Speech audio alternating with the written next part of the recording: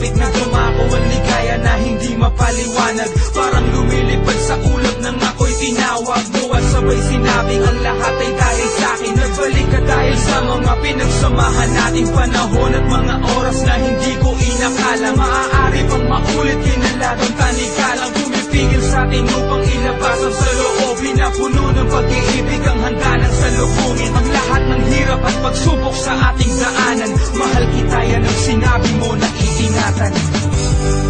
Hirap at sakit ay di ko inalisanan.